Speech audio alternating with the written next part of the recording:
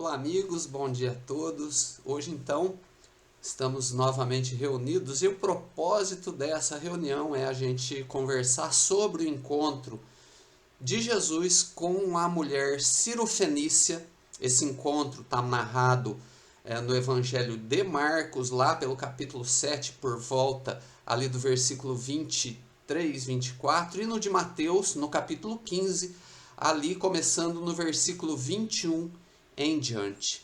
E Mateus, que é o evangelista que nós vamos enfatizar aqui, ele começa dizendo assim no versículo 21: depois de sair dali, Jesus retirou-se para as partes de Tiro e Sidom. Quer dizer, Jesus estava deixando o território ocupado pelos hebreus, pelos judeus naquele período, e seguindo para um território dos gentios, né?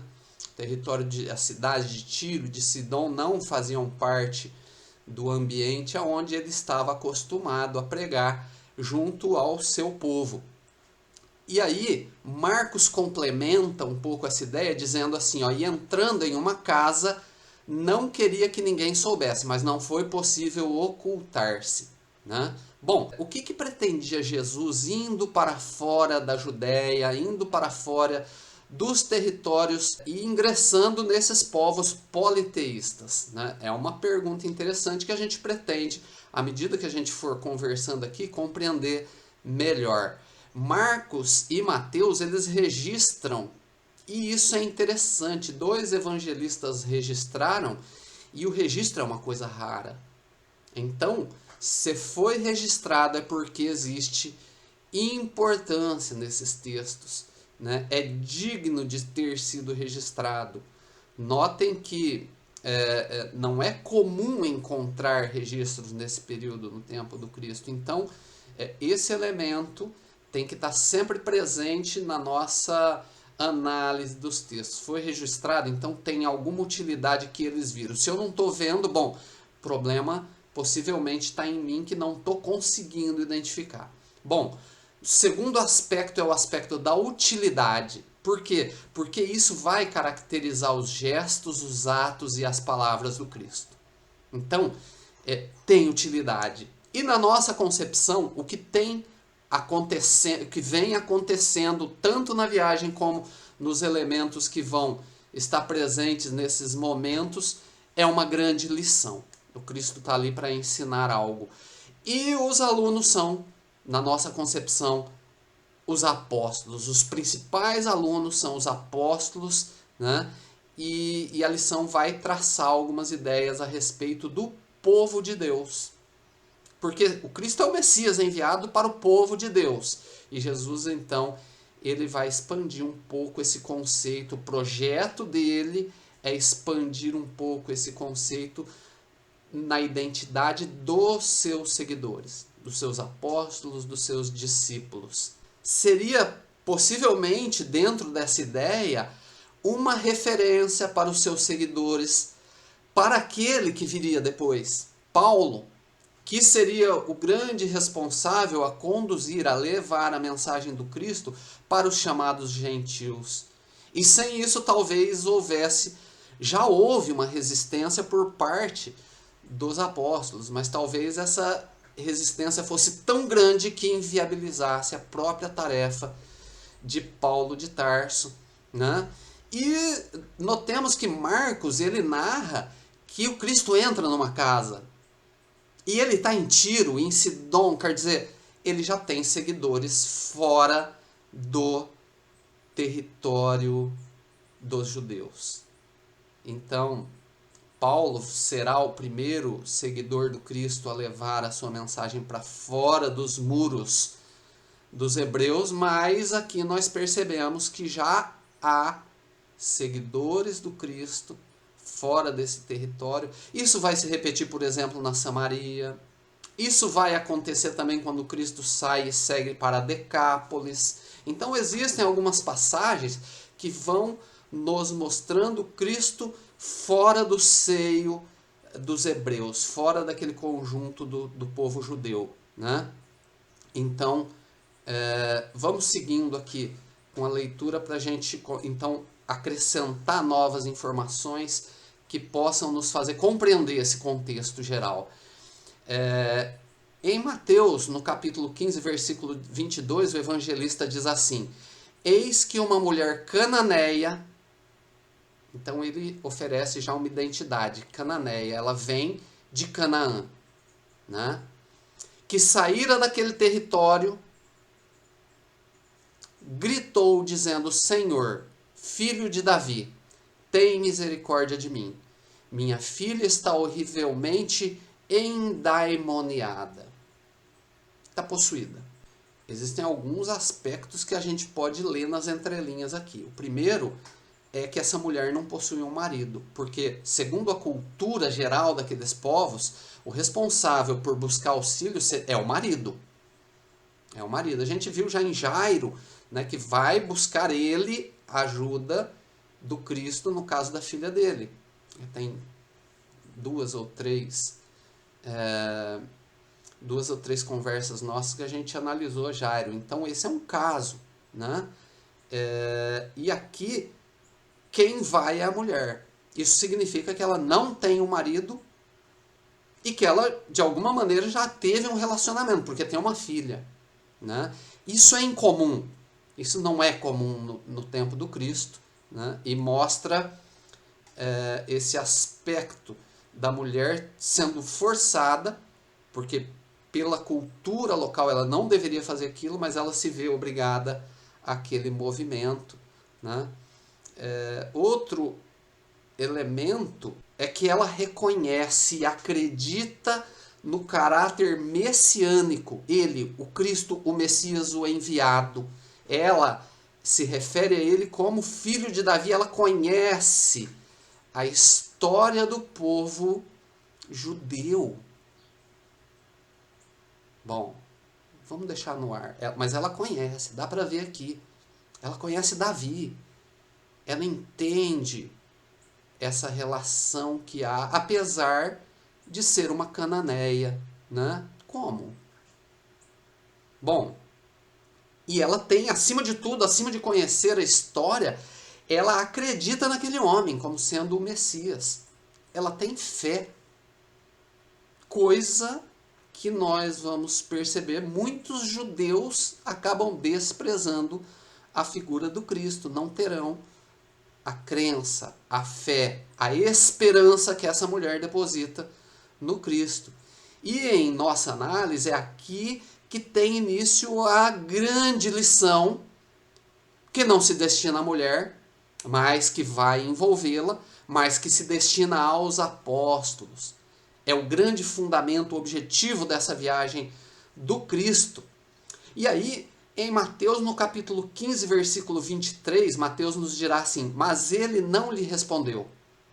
Seus discípulos rogavam, dizendo: despede-a, quer dizer, manda ela embora, porque está gritando atrás de nós. Então aqui tem alguns elementos que a gente também pode trabalhar, né, alguns valores que não estão explicitamente ditos, mas que dá para a gente trabalhar. E o primeiro deles é a figura do silêncio. O silêncio do Cristo, né? E ao silêncio do Cristo a gente quer recorrer aqui ao momento do julgamento. Cristo define-se como o caminho, a verdade e a vida. Então nenhuma palavra que ele diga está dessintonizada desses valores. Tudo que ele diz indica o caminho, é constituído de verdade e conduz à vida.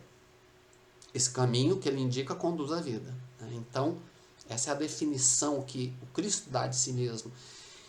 E muitas vezes ele tem que optar pelo silêncio, porque qualquer coisa que ele fale vai desconstruir algo que é fundamental, essencial que aconteça, né? No caso do julgamento dele, ele fica em silêncio porque qualquer coisa que ele dissesse ali em defesa própria seria verdade e aqueles julgadores entenderiam, compreenderiam e iriam libertá-lo.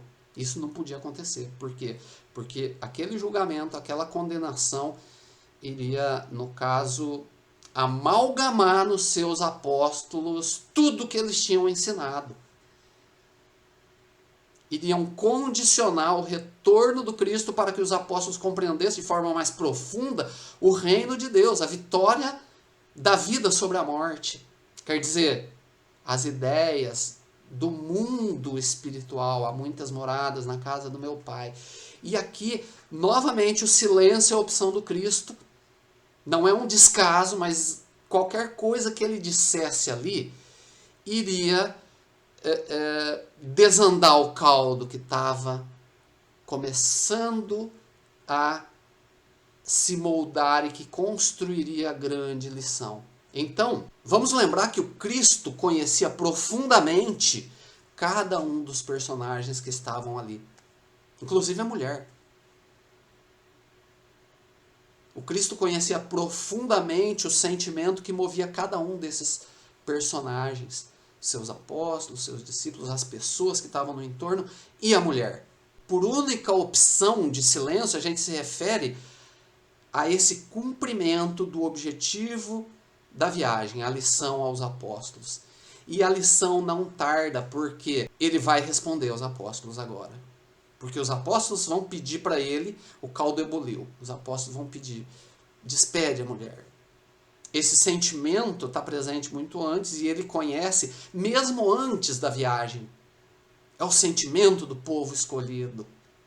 É o sentimento orgulhoso que o povo hebreu ainda carrega consigo e que vai dar origem a inúmeros descaminhos, como, por exemplo, os descaminhos que conduziam os fariseus, tomados por um sentimento de orgulho que cristalizava neles toda e qualquer possibilidade de crescimento. E o Cristo está, então, aqui, o objetivo dele é apresentar um antídoto para esse sentimento que compunha o povo hebreu e também seus apóstolos e seus seguidores, seus discípulos. E aí o Cristo diz assim, quebrando o silêncio: não fui enviado senão às ovelhas perdidas da casa de Israel. Cara, pode parecer uma negação para aquela mulher, numa análise mais superficial, mas para mim o Cristo está dizendo que veio aqui para ela. Não fui enviado senão às ovelhas perdidas da casa de Israel. Ele está dizendo assim, eu vim para ela. E para entender a profundidade do que o Cristo apresenta nesse curto parágrafo, é necessário entender um pouco da história do povo hebreu. Porque vamos lá, ela é uma cananeia. Sua origem está em Canaã. Canaã é fundada por Cã. Cã dá nome à cidade de Canaã. E Cã é neto de Noé. Nesse contexto, a gente já liga historicamente a origem dessa mulher à casa de Israel. Mas daí muita gente vai falar, não, mas peraí, a casa de Israel são as 12 tribos, é um movimento que vem muito depois no tempo. Bacana, beleza, também concordo com isso, mas o Cristo é caminho, verdade e vida, e esse contexto da frase dele, para abrigar essa cananeia, ele tem que estar fundamentado na verdade. Vamos lá, avancemos no tempo agora. No contexto histórico do Cristo, a casa de Israel vai se originar mais de 1000 anos antes dele, né? Mas em Jacó. Jacó que é neto de Abraão, Jacó que dará origem às 12 tribos de Israel a partir dos seus 12 filhos. Rúben, Simeão, Judá, Zebulão, Isacar, Asher, Neftali, Efraim, Gade, Benjamim e Levi. Esses são, então, as 12 tribos de Israel, né? E nesse contexto que está a casa de Israel a que o Cristo se refere. Bom, Samaria, por exemplo, que é considerado um povo infiel, é composta pela descendência das tribos de Efraim e Manassés. Peraí, mas quem que é esse Manassés? Ele não tem nada a ver com Jacó. Realmente, Manassés não tem nada a ver com Jacó, porque nós temos outras 2 meia-tribos que surgirão depois da descendência de José, que é a tribo de Manassés e a tribo de um outro, Efraim, né, que compõe também a casa de Israel. E nós vemos então que a Samaria descende da casa de Israel. Lembra do encontro de Jesus com a samaritana? Vocês lembram? A gente já conversou sobre ele aqui. Olha o que ele disse: não fui enviado senão as ovelhas perdidas da casa de Israel. O que ele está dizendo agora? Ele estava lá com a samaritana, ele foi enviado para isso, para a samaritana. E os apóstolos também acharam aquilo estranho. Como é que ele está com a samaritana? E olha, aqui ele está falando que ele foi enviado para essas ovelhas perdidas da casa de Israel. E aí a gente precisa se aprofundar nesse conceito. Quem são as ovelhas perdidas da casa de Israel? Bom, com a morte de Salomão, em 930 a.C., acontece um rompimento das tribos do norte. E Jesus está no norte, tá? Ao tempo de Jesus, o povo hebreu ele está composto por 3 tribos, basicamente. Os remanescentes de Judá, de Benjamim e de Levi. Cadê as outras tribos? Sidom e Tiro, nesse contexto, compõem também as ovelhas perdidas, da tribo de Asher, que nesse movimento de rompimento se separaram e por isso são ovelhas e estão perdidas. É nesse contexto que o Cristo apresenta não uma negação àquela mulher, mas a afirmativa. Ele está falando assim: eu vou atender essa mulher porque eu vim para ela. Assim como a samaritana. Perceberam? Então o Cristo ele aguarda em silêncio que os sentimentos que estavam ali naqueles corações se manifestassem, articulados em palavras, que o caldo fervesse, e nesse tempo tudo que ele fala é verdade. Quando ele fala. E ele quebra o silêncio para dizer essa verdade. Não fui enviado senão as ovelhas da casa de Israel. Fui enviado para ela. Eu não posso mandar ela embora, despedir. Eu vim aqui para ela. Então, e é essa mulher que é a causa que produzirá as grandes consequências que nós veremos. Porque aí em Mateus capítulo 15, versículos 25 e 26, ela vai dizer assim, ó: Senhor, socorre-me. Em resposta, disse: não é bom tomar o pão dos filhos e lançá-lo aos cachorrinhos. Essa é a tradução que nós vamos encontrar na grande maioria das Bíblias, né? Em algumas tem cachorros. Tá, vamos lá, gente. Será que o Cristo chamou essa mulher de cachorro? Cachorrinho? Pensar assim é possível, tá? Quando? Quando um homem, nós, imperfeitos que somos, projetamos a nossa própria personalidade no Cristo para defini-lo. Se na primeira frase ele disse que o motivo dele estar lá é a mulher, não vim senão as ovelhas perdidas da casa de Israel, ela é a ovelha perdida que será conduzida ao rebanho, como é que a gente vai imaginar que ele mesmo irá se contradizer, apresentando para essa ovelha perdida uma ofensa na próxima frase? Bom, vamos entender então o que aconteceu nesse trecho. Em hebraico, a palavra cachorro deriva de 2 palavras, kelev, onde kel ou kol significa todo e lev é coração. Quer dizer, todo coração amado, querido. E é também cachorro. É uma palavra que tem mais de um significado. Aí vamos ouvir, levando para essa condução, que é muito mais harmônica e condizente com a primeira frase do Cristo. Não é bom tomar o pão dos filhos e lançá-los aos queridos, aos amados. E aí? Deu mais? Compatibilidade com os próprios ideais do Cristo ou não?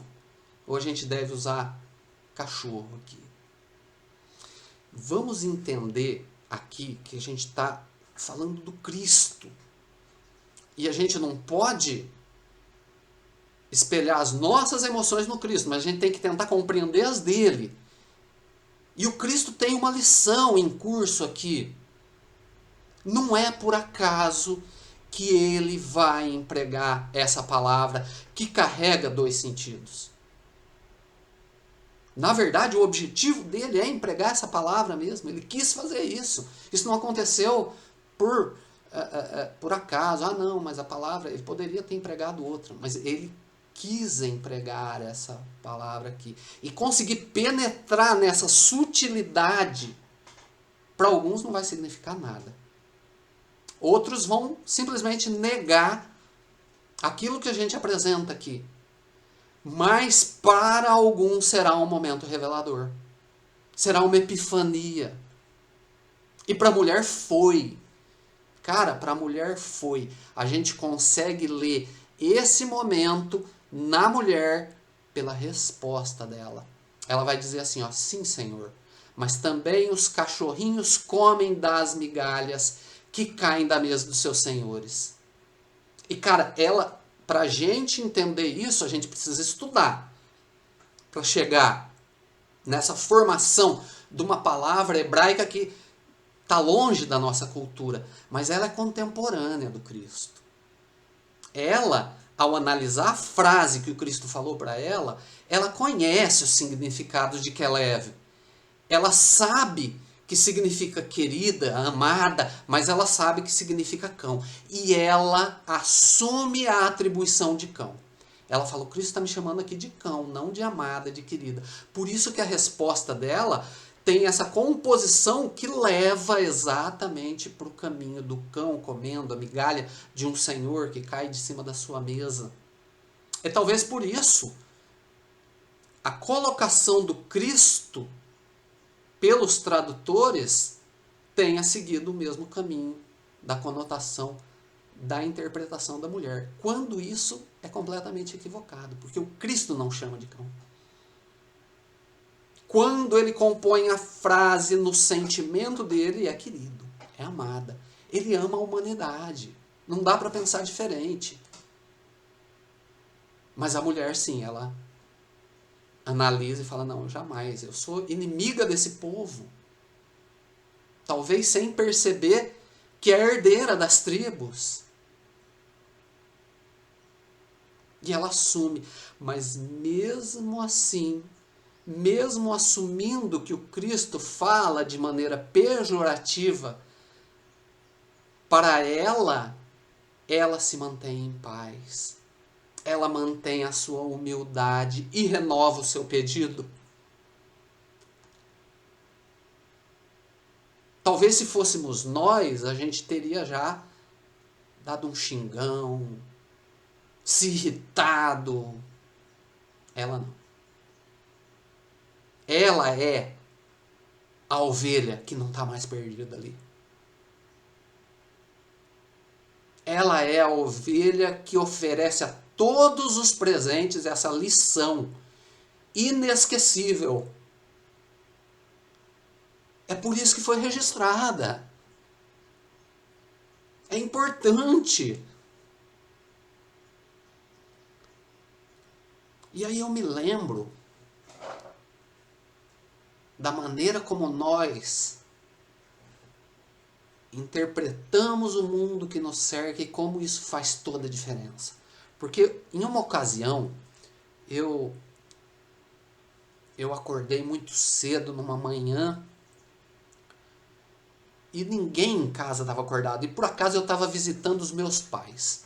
Agente militar, vivia sempre longe e sempre que eu tinha umas férias eu passava com a minha família. E não foi diferente. Naquelas férias eu estava lá visitando os meus pais. E como eu acordei muito cedo, estava escuro ainda, eu decidi sair da cama, ao invés de ficar rolando, ir lá para fora. Eu falei, eu vou acompanhar o nascer do sol hoje. E fui na porteira da chácara, onde nós estávamos ali, e fiquei aguardando. Eu sabia onde o sol nascia, fiquei só esperando, olhando ali, aquelas luzes que começavam a surgir no horizonte. É uma coisa muito linda, né? E nisso meu pai apareceu, ele acordou também.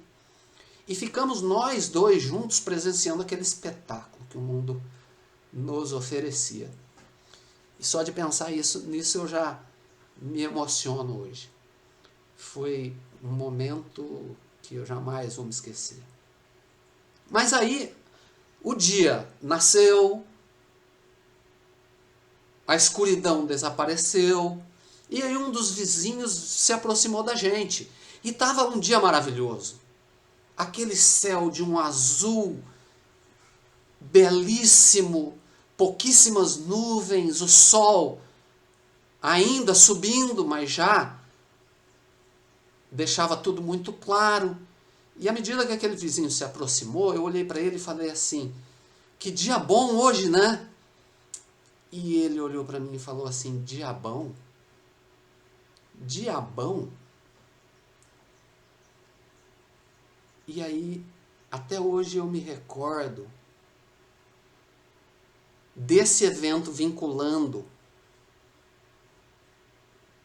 a frase do Cristo, não é o que entra na boca do homem que o contamina, mas o que sai da boca, porque isso vem do coração. Olha o que essa ovelha perdida apresenta para o Cristo. Olha o que sai, a grandeza que sai desse coração. E é por isso que o Cristo dirá, no capítulo 15, versículo 28, ó mulher, é grande a tua fé. Seja feito para ti como desejas. E desde aquela hora, sua filha foi curada. E, gente, sinceramente, eu acho que não tem mais o que dizer. Que a gente possa aproveitar essa pérola do Evangelho e trazer para a nossa vida, para os nossos chamados, quando se nos apresentar esse momento onde tudo parece agrura, mas que na verdade tem por trás a grande lição imortal do Cristo na composição dos nossos corações. Muita paz a todos e até o nosso próximo encontro.